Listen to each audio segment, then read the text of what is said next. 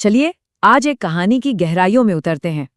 एक ऐसी कहानी जो सच्ची ताकत के असल मतलब के बारे में है।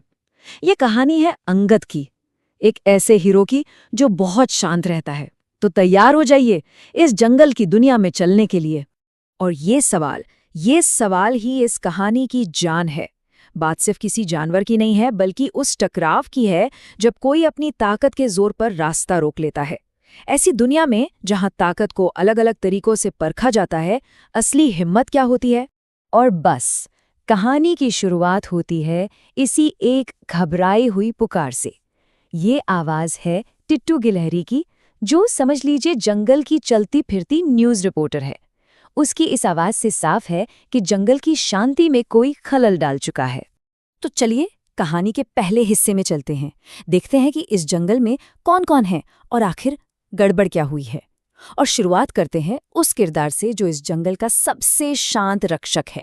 तो ये है हमारा हीरो अंगद, एक बिज्जू। कम बोलता है पर उसके काम वो बहुत बोलते हैं। उसके लिए मिट्टी खोदना सिर्फ एक काम नहीं है, बल्कि ये उसकी जिम्मेदारी है, अपने जंगल की आत्मा की रक्षा करना।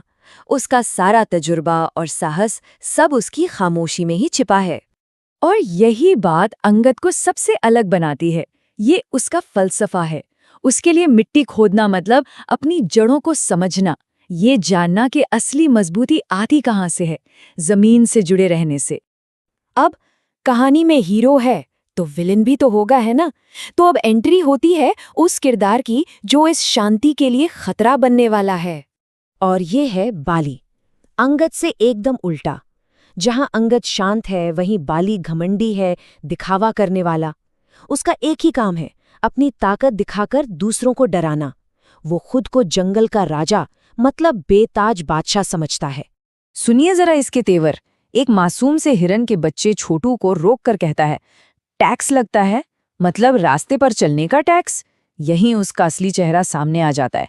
उसके लिए ताकत का मतलब है दूसरों पर हक जताना, वसूली करना। और अब आता है कहानी का वो पल जिसका इंतजार था, जब आमना सामना होता है दो अलग अलग ताकतों का। एक तरफ शोर मचाने वाली दादागिरी और दूसरी तरफ शांत मजबूती। ये सिर्फ एक लड़ाई नहीं है, ये दो अलग सोच का टकराव है। तो चलिए देखते हैं मैदान में कौन कौन सी ताकतें हैं। बाली के पास क्या है? खूब सारा शारीरिक बल, तेज रफ्तार और गुस्सा। और अंगद, उसके पास है धैर्य, गजब का डिफेंस और एक ऐसी मोटी खाल जिससे भेदना आसान नहीं। तो साफ है ये लड़ाई ताकत की नहीं, बल्कि दिमाग की होने वाली है। तो अंगद करता क्या है? उसका गेम प्लान बड़ा सिंपल लेकिन जबरदस्त है। वो हमला नहीं करता, वो डिफेंड करता है। स्टेप 1, अपनी जगह से हिलना नहीं, दिखा दो कि डर नहीं लगता। स्टेप 2, मिट्टी को ही हथियार बना लो, धूल उड़ाओ ताकि दुश्मन को कुछ दिखे ही नहीं।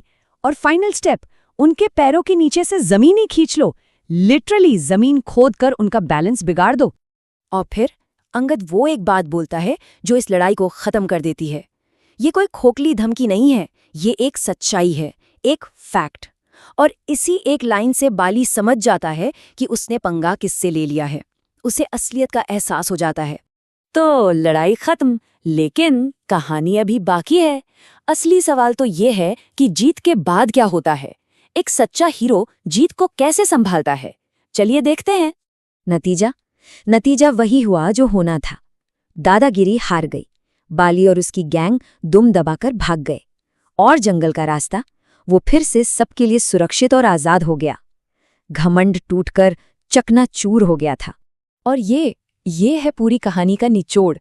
अंगद की ये एक लाइन उस छोटे हिरन के बच्चे को और शायद हम सबको बहुत कुछ सिखा जाती है। असली हिम्मत इस बात में नहीं कि कोई कितना बड़ा या मजबूत दिखता है, बल्कि इस बात में है कि उसके इरादे कितने गहरे और सच्चे हैं। कहानी यहाँ खत्म हो सकती थी, पर अंगद का किरदार अभी एक और बात सिखाता है। जब टिट्टू इस बहादुरी को ब्रेकिंग न्यूज बनाना चाहती है, तो अंगद उसे रोक देता है। क्यों? क्योंकि उसे शोहरत नहीं चाहिए थी। उसका मकसद सिर्फ एक था, अपने घर, अपनी मिट्टी की रक्षा करना, और ये याद दिलाना कि ये जमीन किसी एक की नहीं, बल्कि सबकी है। तो ये कहानी हमें एक बहुत जरूरी सवाल के साथ छोड़ जाती है।